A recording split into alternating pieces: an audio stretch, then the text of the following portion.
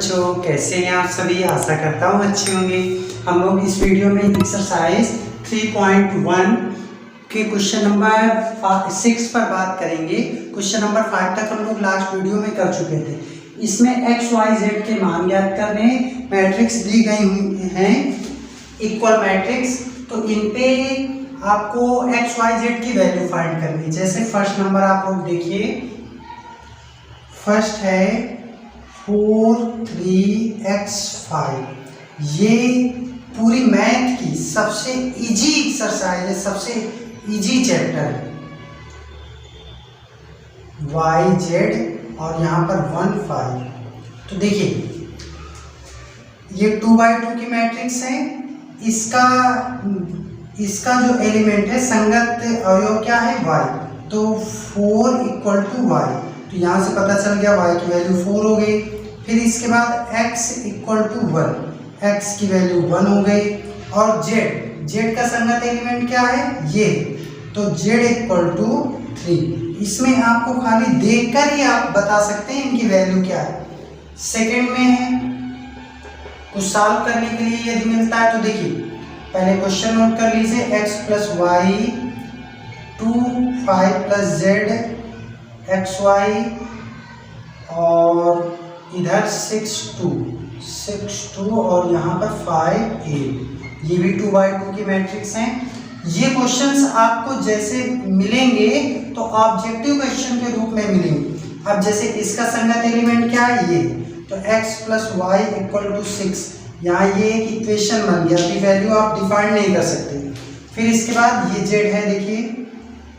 अब इसके बाद x 5 + z = 5, 5 + z = 5, z equal क्या आ गया, 5 - 5 = 0। z की वैल्यू आपने डिफाइन कर दी, 0 हो गई। अब x y = 8। इससे ये पता चला कि ये इक्वेशन आपके पास आ गया, इक्वेशन 2। अब आप यहाँ से x की वैल्यू निकाल लीजिए, या तो यहाँ से निकाल लीजिए। तो देखिए y = 8/x, ये वैल्यू इक्वेशन फर्स्ट में पुट कर दीजिए। y = 8/x समीकरण 1 में रखने पर, तो देखिए ये वैल्यू यहाँ आपने रखी। समीकरण था x + y = 6 और y की जगह x + 8/x = 6। अब देखिए x² + का 8 और ये इधर आ गया, तो ये हो गया 6x। अब x² - 6x + 8 = 0। अब 8 कैसे फैक्टर कि जोड़ने पर 6 है, गुणा करने पर 8 है। तो x² - 4x - 2x क्या हो जाएंगे, 4 और 2 = 0। x कॉमन लिया तो x - 4, यहाँ -2 कॉमन लिया तो x - 4 = 0। x - 4 x - 2 = 0। तो x की वैल्यू 4, 2, x की दो वैल्यू आ गई। तो y की वैल्यू क्या हो जाएंगी, y = 8/x था, तो क्या आप लिख सकते हो 8/4 यानी कि 2, और दूसरी वैल्यू क्या हो सकती है, y = 8/2 यानी कि 4। तो देखिए x की वैल्यू यदि 4 होगी तो y की 2 होगी, और यदि x की वैल्यू 2 होगी तो y की 4 होगी। तो x की वैल्यू कितनी आप लेते हैं, x की आपने 4 ले ली, y की वैल्यू कितनी हो गई, यदि आपने 4 लिया था तो क्या हो गया 2, और यहाँ पर z की वैल्यू 0। दूसरी x इक्वल यदि 2 होता है तो y = 4 हो जाएगा, और z फिर भी सेम रहेगा। ये वैल्यू आ गई। थर्ड पार्ट में एक 3/1 की मैट्रिक्स है, 3/1, x + y + z और x + z और y + z इक्वल 9 5 और 7। तो देखिए आप x + y + z equal to 9 ले लिए और x plus z equal to 5 हो गया, y plus z equal to 7। ये इक्वेशन फर्स्ट, ये इक्वेशन सेकंड, ये इक्वेशन थर्ड। अगर आप समीकरण 1 और 2 लेते हैं, समीकरण 1 व 2 से क्या करना है, ये मान आप इसमें रख दीजिए। तो आप x z की जगह 5 रख सकते हैं, तो y plus x plus z equal to 9 है। और ये क्या है, ये है आपका x प्लस जेड 5, तो y प्लस 5 इक्वल टू 9, तो y इक्वल टू 4, ये 5 इधर माइनस हो जाएगा। और फिर समीकरण फर्स्ट और थर्ड ले लीजिए, समीकरण 1 व 3 से क्या, इसमें क्या y और z, तो आप x plus y plus z equal to 9 लिए, तो ये वाली वैल्यू इसमें पुट करा दीजिए। तो x प्लस 7 इक्वल 9, तो x इक्वल टू कितना हो गया, 9 में 7 माइनस किया 2। अब z इक्वल टू, z चाहिए, तो देखिए 9 माइनस इनकी वैल्यू आप x और y की इसमें से घटा दीजिए, तो 9 माइनस 4 प्लस 2, तो z इक्वल टू क्या हो गया, 9 माइनस 6 यानी कि 3। तो x की वैल्यू 2, y की वैल्यू 4 और z की वैल्यू 3, ये इसका आंसर है। देखिए क्वेश्चन नंबर 7 में ये एक मैट्रिक्स दी है, इसमें आपको ABCD की वैल्यू फाइंड करनी है। तो a minus b equal to -1 और 2a minus b equal to 0, 2a plus c equal to 5 और 3c plus D equal to 30। ये 4 इक्वेशन बनी। देखो ये 1 हुआ, ये 2 हुआ, ये 3, ये 4। समीकरण इक्वेशन 2 लेते हैं, समीकरण 2 लेने पर, समीकरण 2 लेने पर 2a minus b equal to 0 और 2a इक्वल टू बी, तो b की वैल्यू क्या है, 2a।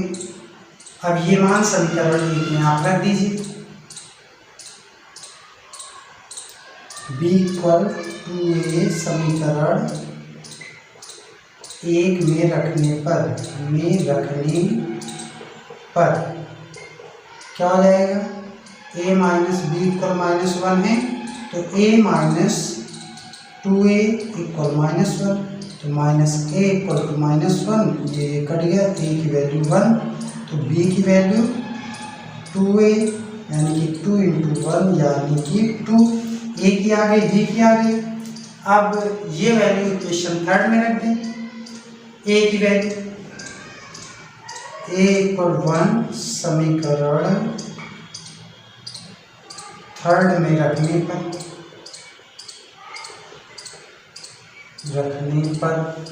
समीकरण थर्ड क्या है, 2a plus c equal to 5, तो 2 × 1 प्लस सी इक्वल 5, तो c इक्वल 5 माइनस 2, तो c इक्वल 3।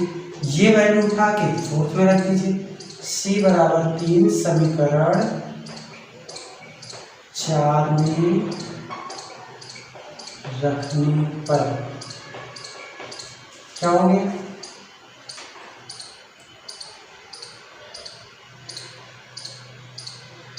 ये समीकरण 4 क्या है, 3c plus D equal to 30, तो 3 × 3 प्लस डी इक्वल टू 13 यानी कि d इक्वल 13 माइनस 9, तो d इक्वल टू 4। ये ABCD की वैल्यू आ गई, यही इस क्वेश्चन का आंसर है। क्वेश्चन नंबर 8 है बच्चों, क्वेश्चन नंबर 8 में दिया गया है, ऑब्जेक्टिव क्वेश्चन है, A इक्वल टू मैट्रिक्स है AIJ, m/n की मैट्रिक्स है, और इसमें 4 ऑप्शन दिए गए हैं। फर्स्ट में दिया गया है m is less than n, second में कह रहा है m greater than n, third में कह रहा है m इक्वल टू n, और फोर्थ में कह रहा है नन ऑफ दीज। तो ये आप लोग देखते ही जान गए होंगे ये मैट्रिक्स कब हो सकती है, जब ये m इक्वल टू n हो, तब आप कह सकते हैं कि ये स्क्वायर मैट्रिक्स है, यानी कि वर्ग अवयव है। ये आपको देखकर ही पता चल गया होगा। क्वेश्चन नंबर 9 देखते हैं। क्वेश्चन नंबर 9 में कह रहा है एक्स वाई के किन मानों के लिए अवयव के युग्म समान। 9 में 3x + 7 5 y + 1 2 - 3x और 0 8 y - 2 और 4। तो देखिए ये 3x + 7 = 0, यानी कि x = -7/3 और 5 = y - 2, यानी कि y = 7। ये वैल्यू आई y की, और फिर इसके बाद y + 1 = 8, तो y = 7।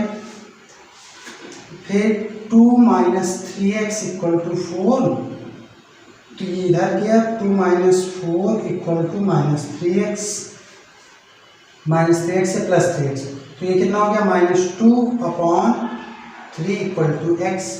देखिए x की वैल्यू यहाँ -7/3 बता रहा है, यहाँ -2/3 बता रहा है, तो इसका कौन सा ऑप्शन सही हो सकता है। देखिए इसका जो 9th नंबर है, 9th का बी ऑप्शन सही होगा। ज्ञात करना संभव नहीं है। यदि ये वैल्यू सेम आ रही होती तो आप कह सकते थे। देखिए 7 में सेम आ रही, x में डिफरेंट है, इसलिए इसका कौन सा ऑप्शन सही है, बी सही है। अब देखिए क्वेश्चन नंबर 10 में कह रहा है कि 3/3 के ऐसे अवयवों की कुल कितनी संख्या होगी जिनकी प्रविष्टि 0 या 1, जिनकी प्रविष्टि 0 या 1। तो देखिए ये 3/3 की मैट्रिक्स है और 2 डिजिट दिए गए हैं, उन्हें 2 प्रकार से भरा जा सकता है, 0 और 1 से। तो 2 की पावर 9 यदि आप करते हैं तो इसका मल्टीप्लाई करिए। देखिए 2 × 2 × 2 2 × 2 और 2 × 2 × 2, तो ये 8, ये 8, ये 8, और 8 का क्यूब क्या होता है 512। इसका ऑप्शन नंबर डी सही है। जब भी आपको इस टाइप का क्वेश्चन आए तो आपको देखना है कि प्रविष्टियां कितनी दी गई। इसमें 2 प्रविष्टियां हैं, 0 और 1। 0 और 1 से आप, और आपको कोटि पता है 3/3, इन कोटियों का मल्टीप्लाई किया और 2 की पावर 9 सॉल्व कर लिया, तो क्या आ गया 512। इसका ऑप्शन नंबर डी सही है। और ये मोस्ट इंपॉर्टेंट क्वेश्चन है बच्चों।